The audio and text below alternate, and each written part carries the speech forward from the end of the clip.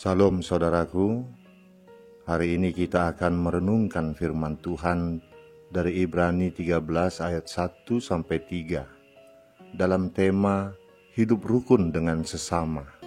Sebelumnya mari kita berdoa. Bapa di sorga, sebentar lagi kami akan merenungkan firman-Mu. Kiranya Roh-Mu yang kudus menerangi hati dan pikiran kami hingga kami memahami firman-Mu. Dalam nama Tuhan Yesus Kristus kami berdoa. Amin. Ibrani 13 ayat 1-3. Beginilah firman Tuhan. Peliharalah kasih persaudaraan. Jangan kamu lupa memberi tumpangan kepada orang. Sebab dengan berbuat demikian, beberapa orang dengan tidak diketahuinya telah menjamu malaikat-malaikat. Ingatlah akan orang-orang hukuman, karena kamu sendiri juga adalah orang-orang hukuman. Dan ingatlah akan orang-orang yang diperlakukan sewenang-wenang, karena kamu sendiri juga masih hidup di dunia ini. Demikian firman Tuhan.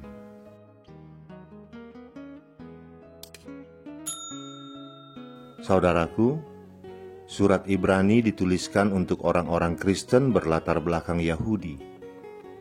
Pada waktu itu mereka mengalami penindasan, bahkan pemenjaraan karena imannya. Tidak sedikit dari mereka yang akhirnya meninggalkan imannya karena hal ini. Melalui surat ini, penulis ingin menyampaikan kepada pembaca agar mereka berpegang teguh dan berpengharapan kepada Allah. Sebelum mengakhiri suratnya, penulis Ibrani menyampaikan beberapa nasihat praktis kepada orang-orang Kristen tentang bagaimana hidup berpegang teguh dan berpengharapan kepada Allah. Nasihat-nasihat praktis dalam nas ini merupakan tambahan dari nasihat-nasihat praktis dalam surat Ibrani, terutama pada pasal 5, 6, dan pasal 10. Tekanan dari luar, penganiayaan dari orang-orang Yahudi yang membenci kekristenan tidak boleh menjadi alasan untuk hanya peduli pada diri sendiri. Justru mereka harus meneguhkan kasih persaudaraan agar bisa saling menguatkan.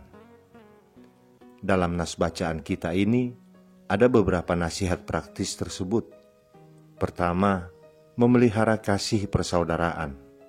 Kedua, memberikan tumpangan kepada orang. Ketiga, memberi perhatian serius kepada orang-orang hukuman dan orang-orang yang diperlakukan sewenang-wenang. Saudaraku, kasih persaudaraan dalam bahasa aslinya berasal dari gabungan kata phileo, yang artinya kasih yang tulus tanpa menuntut balasan, dan delpho, yang artinya ikatan persaudaraan yang kuat.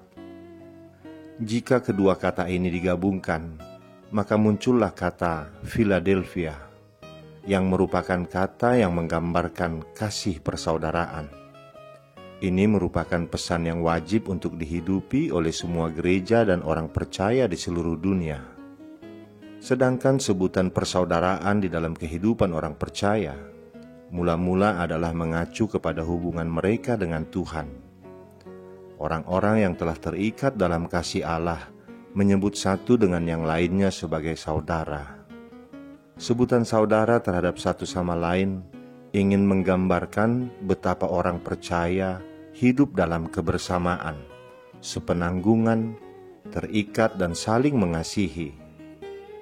Persaudaraan yang terjalin dalam kasih Kristus adalah persaudaraan yang tanpa memandang suku, ekonomi, sosial dan budaya. Di dalam dan oleh Kristus, mereka yang jauh sudah menjadi dekat, yang berseteru telah diperdamaikan. Betapa kuasa kasih Allah mengikat erat persaudaraan mereka. Dalam kebinekaan yang ada, kini mereka telah menjadi satu dalam Kristus.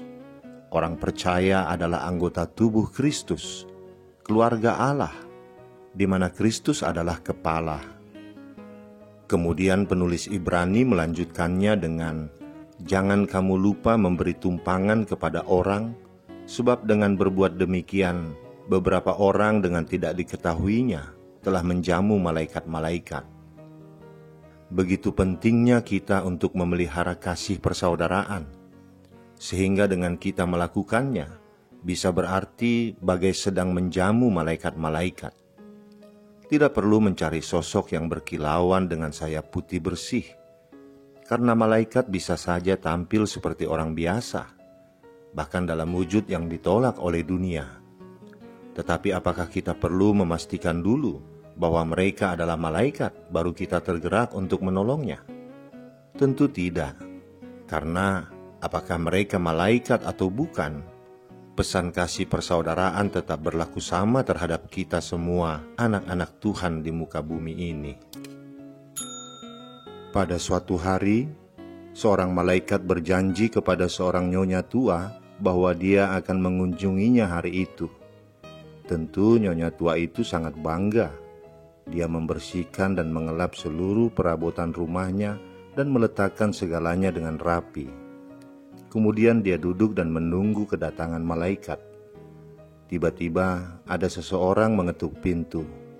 Dengan tergesa-gesa dia berlari ke arah pintu dan dengan tak sabar membuka pintu itu.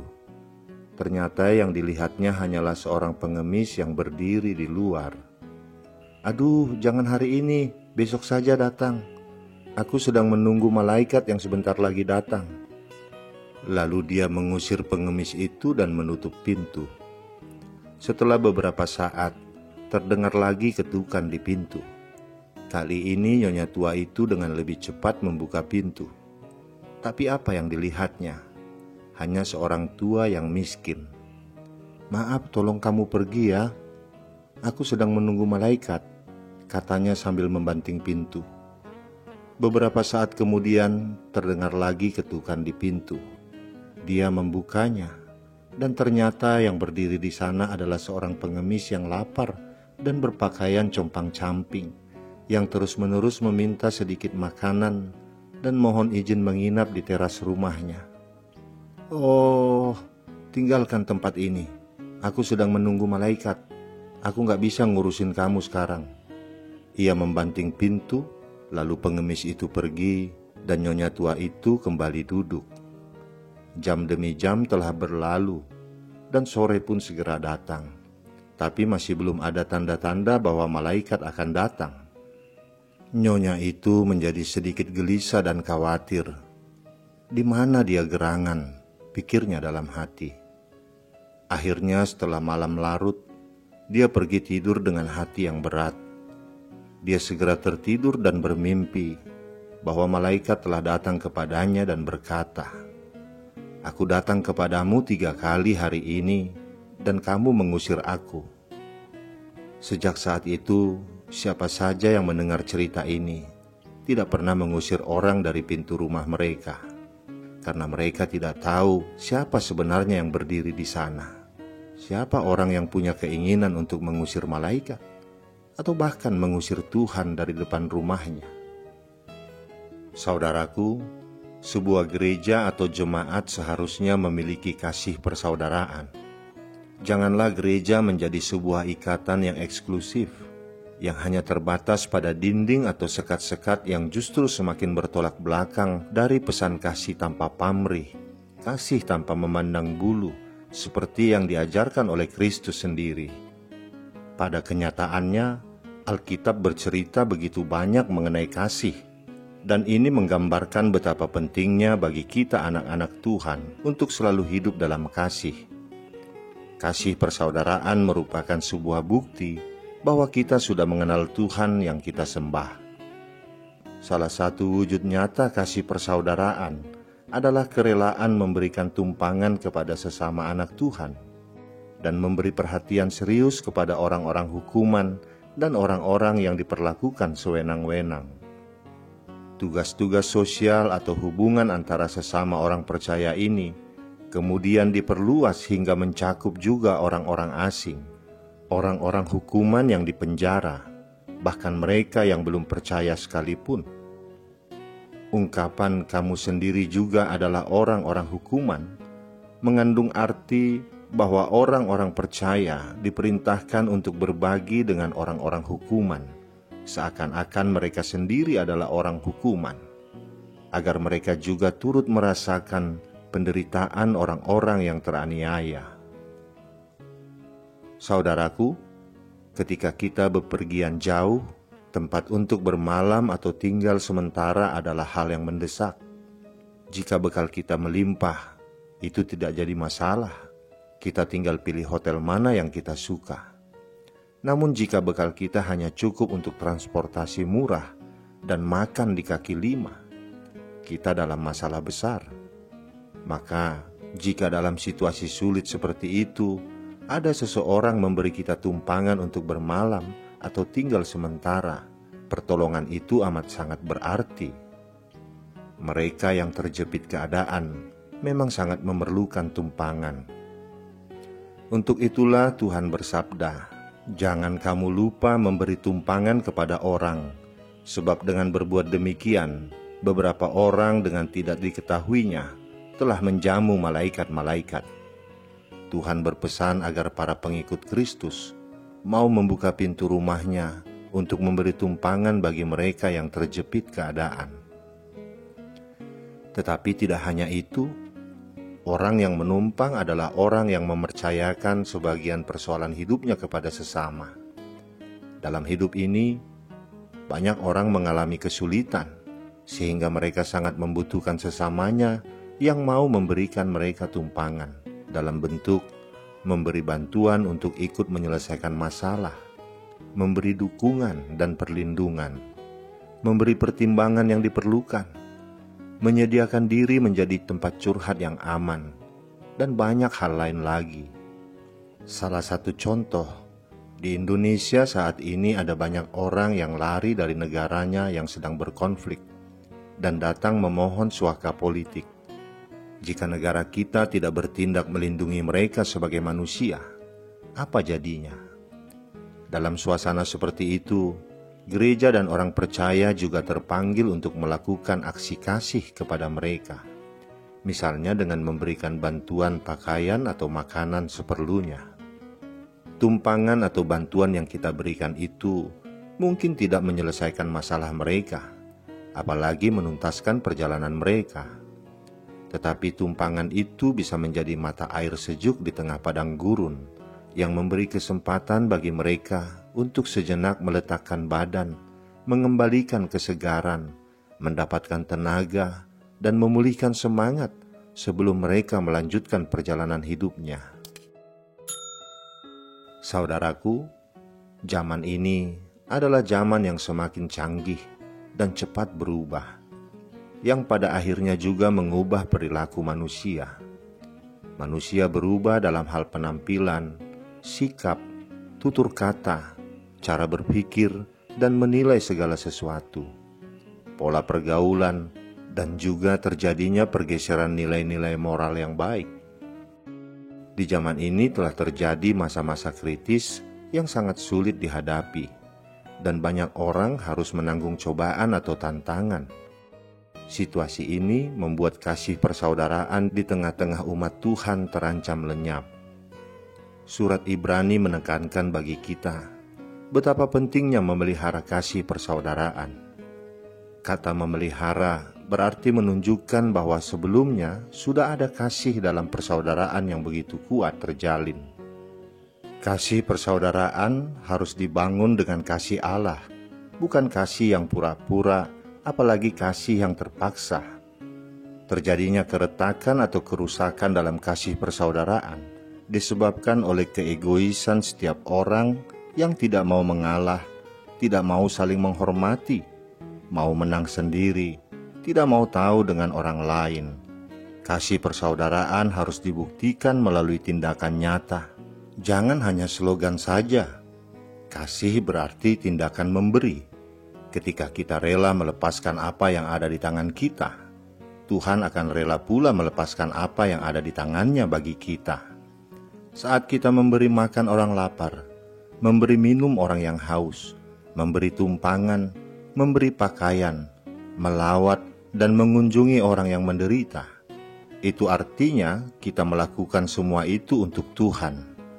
Dalam Matius 25 ayat 40, Tuhan Yesus berkata, "Segala sesuatu yang kamu lakukan untuk salah seorang dari saudaraku yang paling hina ini, kamu telah melakukannya untuk aku." Jadi, jangan pernah menutup mata terhadap saudara kita yang sedang menderita. Bentuk kasih persaudaraan ini bisa kita teladani dari gaya hidup gereja mula-mula. Dalam Kisah Para Rasul 2 ayat 41-47, kita bisa melihat bagaimana cara hidup jemaat yang pertama.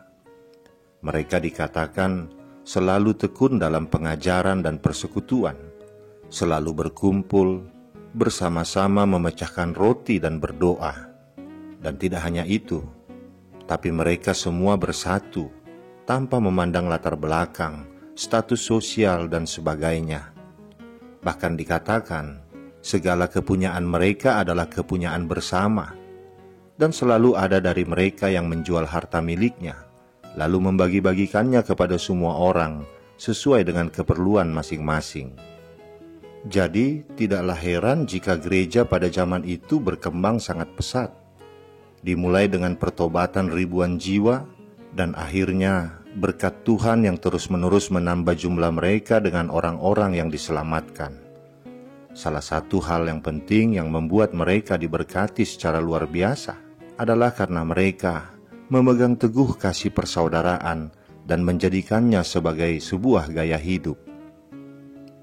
Saudaraku, hari ini marilah kita belajar menjadi gereja, menjadi jemaat yang memiliki kasih persaudaraan dalam diri kita. Sapalah saudara-saudara kita di kiri dan kanan kita, dan ulurkan salam sebagai sesama saudara yang saling mengasihi. Hilangkan sekat-sekat yang merintangi kasih untuk dapat bertumbuh. Hiduplah rukun dengan sesama. Amin, kita berdoa. Bapa di sorga, ajarilah kami di dalam hidup ini, agar kami mampu hidup meneladani Kristus yang penuh kasih. Kiranya kami senantiasa hidup rukun dengan sesama kami, jauh dari sikap egois yang mementingkan diri kami sendiri. Biarlah kasih persaudaraan menjadi gaya hidup kami. Ya Bapa, berilah kami kekuatan untuk melakukan semua itu. Dalam nama anak-Mu Tuhan Yesus Kristus kami berdoa. Amin.